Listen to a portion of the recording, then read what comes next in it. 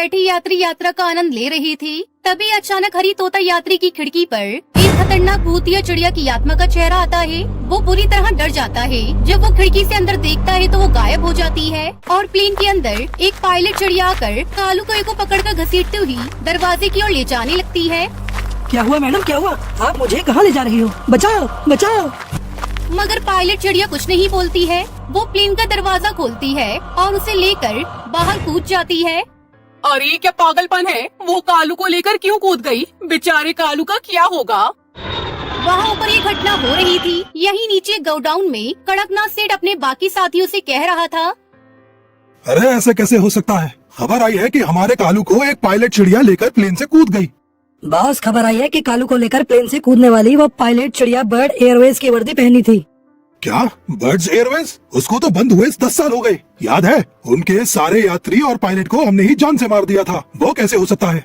तभी अचानक उनके गोडाउन में वही पायलट भूतिया टूनी चिड़िया की आत्मा आती है। उसे देखकर सब डर जाते हैं। कैसे हो दोस्तों? अब तुम्हारी मरने की बारी है। तुमने बहुत एंजॉय कर लिया, लेकिन बस अब और नहीं।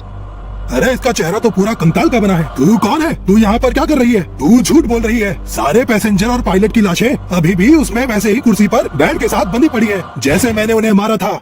ये कहकर वो जल्दी से अपने साथियों के साथ उस प्लेन के पास जाता है। देखो प्लेन की हालत, 10 साल में पूरा सड़ गया है। और हाँ, और इसके यात्रियों को देखो, इन्हें हमने कुर्सी पर बेड के साथ बंधे बंधे ही मार दिया था। आज भी इनकी लाशें कुर्सी में बेड से बंधी है। लेकिन हमारे अड्डे पर जो पायलट आई थी वो कौन थी? चलो कॉकपिट में पायलट को भी देख लेते हैं। ये कहकर वो सब पायलट रूम में जाते हैं। ये देखो, पायलट टूनी चिड़िया अपनी सीट पर कंकाल बनी बैठी है। उसके हाथों में प्लेन उड़ाने वाला हैंडल अभी भी है। हमसे बचने के लिए ये प्लेन उड़ाने के चक्कर में थी। और उसी पोजीशन में हमने इसे मार दिया था। तभी वो प्लेन स्टार्ट हो जाता है। अरे ये प्लेन स्टार्ट कैसे हो गया? सभी भागते हुए वापस कॉकपिट में पहुंचते हैं। पायलट की कुर्सी पर भूतिया टूनी चिड़िया की आत्मा बैठी हुई थी। कैसे हो तुम सब? उस दिन तो तुम सबने हमें मार दिया था, लेकिन अब तुम्हारी बारी है। तुम्हें कौन बचाएगा मुझसे? मैं तुम सबको मार दूंगी। प्लेन हवा में 2-3 गुलाटी खाता है। वो सब संभलने की कोशिश में यहाँ से वहाँ गिरते हैं, चीखते हैं। वहीं नीचे एयर कंट्रोल रूम में बैठे स्टाफ अचानक आसमान में एक नई तरीके का प्लेन देखकर चौंक जाते हैं। ये कौन सा प्लेन है? अभी तो किसी प्लेन की लैंडिंग नहीं थी। स्क्रीन पर जूम करके देखते हैं। ओह गॉड, ऐसा कैसे पॉसिबल है? जो प्लेन 10 साल पहले उड़ा था, बर्ड एयरवेज को बंद हुए 10 साल हो गए। उसका प्लेन 10 साल बाद कैसे वापस आ सकता है? हेलो हेलो पायलट, कोई हमें सुन रहा है? तब तक प्लेन वहाँ के एयरपोर्ट पर लैंड करता है और एक तरफ हो जाता है। एयरपोर्ट की एंट्री पर अपने 10 साल के बेटे के साथ बैठा एक उदास चिड़ा अचानक खुश हो जाता है और चीख पड़ता है। आ गई, देख तेरी मम्मी आ गई। उन्होंने कहा था कि मैं वापस आऊंगी अपने बेटे को देखने, और वो आ गई। फिर टुन्नू चिड़ा कंट्रोल रूम के स्टाफ प्लेन के अंदर पहुंचते हैं तो अंदर का नजारा देखकर सभी चौंक जाते हैं। ये सब क्या है? अरे तुम लोग कौन हो? हम ही वो आतंकवादी हैं जिन्होंने बर्ड्स प्लेन को हाईजैक किया था और सरकार से अपनी मांगे मनवाने के बाद भी इन सबको मार दिया था। हमें गिरफ्तार कर लो, वरना वो पायलट भूतिया टूनी चिड़िया की आत्मा हमें जिंदा नहीं छोड़ेगी। तभी टुन्नू चिड़ा अपने बेटे के साथ भूतिया टूनी चिड़िया की आत्मा से मिलता है और खुश होता है।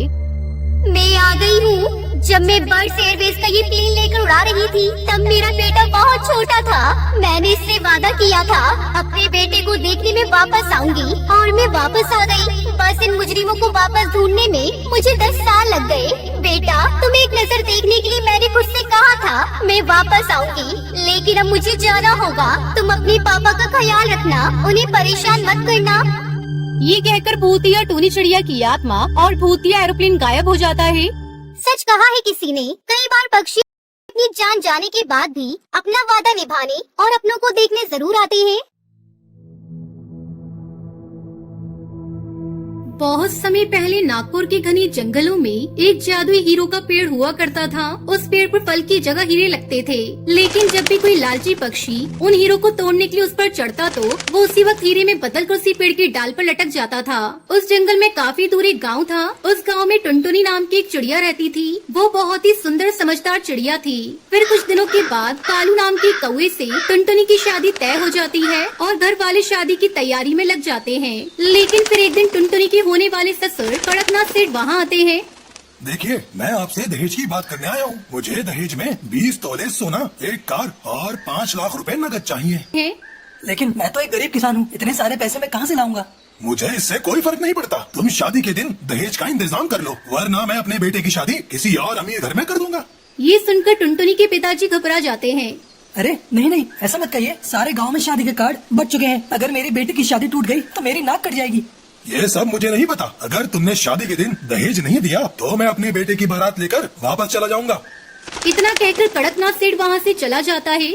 हे भगवान, अब मैं इतने सारे पैसे कहाँ से लाऊंगा? तभी टुनटुनी का भाई गोलू चुड़ा अपने पिता से कहता है, आप फिक्र मत कीजिए पिताजी, मैं पैसों का इंतजाम कर लूंगा। मैंने सुना है यहाँ से बहुत दूर जंगल में एक हीरो का पेड़ है। मैं उस पेड़ से बहुत सारे हीरे तोड़ कर लाऊंगा, फिर हम टुनटुनी की शादी धूमधाम से करेंगे। इतना कहकर टुनटुनी का भाई जंगल में चला जाता है और काफी समय चलने के बाद वो उस जादुई पेड़ के पास पहुंच जाता है। लेकिन जैसे उस पेड़ पर लगे हीरे तोड़ने लगता है कि तभी वो एक हीरे में बदल जाता है और उस पेड़ के साथ चिपक जाता है। दूसरी तरफ टुनटुनी अपने भाई की फिक्र में बहुत परेशान हो रही थी।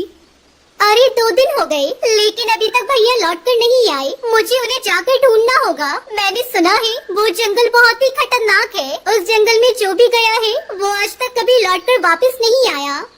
फिर अगले दिन टुनटुनी अपने भाई को ढूंढने के लिए जंगल पहुंच जाती है। थोड़ी दूर चलने के बाद उसे वो जादुई हीरे का पेड़ दिखाई देता है। टुनटुनी जोर जोर से चिल्लाकर अपने भाई को आवाज देने लगती है, लेकिन काफी देर के बाद वो थक जाती है और उसी पेड़ के नीचे बैठकर रोने लगती है। टुनटुनी को रोता देख वो पेड़ पर रहने वाली भूतिया टूनी चिड़िया की आत्मा कहती है, अरे तुम कौन हो? एक चिड़िया, और यहाँ क्या कर रही हो? तुम इतना रो क्यों रही हो? कोई परेशानी हो तो बताओ मुझे। टुनटुनी भूतिया टूनी चिड़िया की आत्मा को अपने भाई के बारे में बता देती है।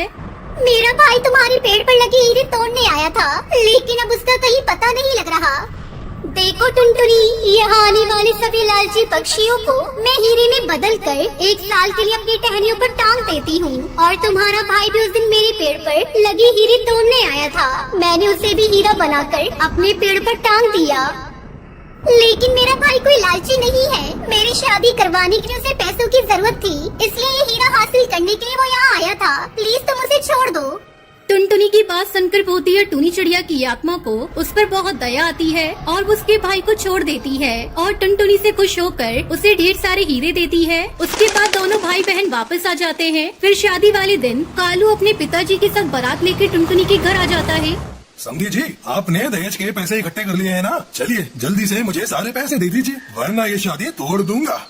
लेकिन तभी कालू कौवा कहता है, नहीं नहीं पिताजी, दहेज लेना और देना गलत बात है। मैं टुनटुनी के पिताजी से दहेज नहीं लूंगा। ये सुनकर टुनटुनी बहुत खुश हो जाती है। फिर उसके बाद कालू और टुनटुनी की शादी हो जाती है। टुनटुनी वो सारे हीरे अपने घर वालों को देकर अपने ससुराल चली जाती है और हंसी खुशी अपने पति के साथ रहने लगती है।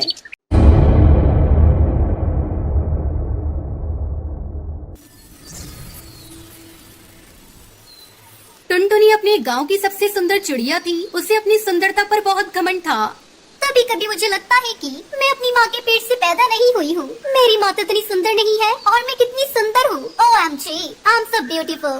टुनटुनी रोजाना शाम को जंगल में घूमने जाया करती थी। एक दिन कालू नाम का कौवा टुनटुनी के पास आता है और कहता है, तब तक क्या तुम मेरी दोस्त बनोगी? मैं अपनी जिंदगी में बहुत अकेला हूँ। मैं तुम्हें अपना दोस्त बनाना चाहता हूँ। अरे मैं तुझ जैसे नट्टू चप्टू से दोस्ती करूंगी। जरा अपनी शक्ल तो देख आईने में। तेरी शक्ल सड़े हुए करेले जैसी है। अब खड़े खड़े मेरी सुंदर शक्ल क्या देख रहा है? निकल जा यहाँ से। टुनटुनी की बातें सुनकर कालू को बहुत दुख होता है। टुनटुनी ने मेरी बहुत इंसल्ट की है। अब चाहे कुछ भी हो जाए, मैं टुनटुनी को बदसूरत बनाकर रहूंगा। कालू गुस्से में आकर भूतिया टूनी चिड़िया की आत्मा के पास जाता है और उससे कहता है, भूतिया टूनी चिड़िया की आत्मा, मुझे तुम्हारी मदद चाहिए। क्या हुआ कालू? आज तुम्हें मेरी याद कैसे आ गई? बताओ, क्या परेशानी है तुम्हें? भूतिया टूनी चिड़िया की आत्मा, मुझे टुनटुनी का घमंड चूर चूर करना है। उसे अपनी सुंदरता पर बहुत घमंड आ गया है। ये ले कालू, भूतिया गुलाब। इसकी पत्ती तू जिसके भी माथे पर रख देगा वो तेरे बस में हो जाएगा, तो उससे कुछ भी करवा सकता है। और कालू, ये ले बोतल, इसमें भूतिया पानी है। जो भी इससे अपना मुंह धोएगा उसका मुंह जल जाएगा। कालू रात में खिड़की से कूदकर टुनटुनी के घर में घुस जाता है। टुनटुनी इस समय सो रही होती है। कालू गुलाब की पत्ती को टुनटुनी के माथे पर चिपका देता है। टुनटुनी एकदम से खड़ी हो जाती है। जो हुक्म मेरे आका, मैं आपके लिए क्या कर सकती हूँ? मैं तुम्हें एक पानी दूंगा, उससे अपना मुंह धो लेना। कालू टुनटुनी को भूतिया पानी देता है। टुनटुनी भूतिया पानी से अपना मुंह धोकर बिस्तर पर आकर सो जाती है। कालू उसके माथे से जादुई गुलाब की पत्ती हटा देता है और वहाँ से चला जाता है। जब टुनटुनी शीशे में अपना चेहरा देखती है तो वो चिल्ला पड़ती है। भूतिया पानी से उसका चेहरा पूरा जल चुका होता है और शक्ल भयानक बन गई थी। हे भगवान, ये क्या हो गया मेरे चेहरे को? रात को जब मैं सोई थी तो बहुत सुंदर था। टुनटुनी को अपना चेहरा देखकर खुद से नफरत होने लगती है। वो 2-3 महीने तक घर से बाहर नहीं निकलती। टुनटुनी को एक दिन अपने घर के बाहर कालू दिखाई देता है। वो उसे बुलाती है। अरे टुनटुनी, ये तुम्हारे चेहरे को क्या हो गया? इतना भयानक दिख रहा है। पता नहीं कालू, 3 महीने से मेरा चेहरा ऐसा ही है। 3 महीने से मैं घर से बाहर भी नहीं निकली। क्या तुम मुझसे दोस्ती करोगे? मैं अपनी जिंदगी में बहुत अकेलापन महसूस करती हूँ। याद है 3 महीने पहले मैंने भी तुम्हारे सामने दोस्ती का प्रस्ताव रखा था। मुझे माफ कर दो कालू, मैं अपनी सुंदरता के घमंड में पागल हो गई थी। ठीक है, मैं तुम्हें माफ करता हूँ। अब से हम दोनों दोस्त हैं। मैं तुम्हारा चेहरा ठीक करूँगा। कालू फिर से भूतिया टूनी चिड़िया की आत्मा के पास जाता है और उसे सारी बात बताता है। ठीक है कालू, ये लो जादुई गुलाब जल, इसे टुनटुनी के चेहरे पर छिड़क देना, वो पहले जैसी हो जाएगी। और हाँ, ये लो जादुई गुलाब का घर, तुम दोनों इसमें एक साथ रहना। इस घर में तुम्हें कभी किसी चीज की कमी नहीं होगी। फिर कालू जादुई गुलाब जल लाकर टुनटुनी के चेहरे पर छिड़कता है। उसका चेहरा पहले जैसा बहुत सुंदर बन जाता है। Thank you so much Kalu, तुम तो मेरे बहुत अच्छे दोस्त हो। टुनटुनी, अब हम दोनों जिंदगी भर के लिए साथ रहने वाले हैं, तो मैं तुमसे एक बात के लिए माफी मांगना चाहता हूँ। मुझे माफ कर दो टुनटुनी, मैंने ही तुम्हारा चेहरा ऐसे बिगाड़ा था। कोई बात नहीं कालू, मैंने भी तुम्हारी बुरी तरह इंसल्ट की थी। चलो पुरानी बातों को भूलकर हम हमेशा के लिए दोस्त बन जाते हैं। और क्या तुम मुझसे शादी करोगे? हाँ टुनटुनी, मैं तुमसे शादी करने के लिए तैयार हूँ। कालू और टुनटुनी दोनों शादी कर लेते हैं। फिर खुशी खुशी भूतिया टूनी चिड़िया की आत्मा के दिए हुए जादुई गुलाब घर में रहने लगते हैं।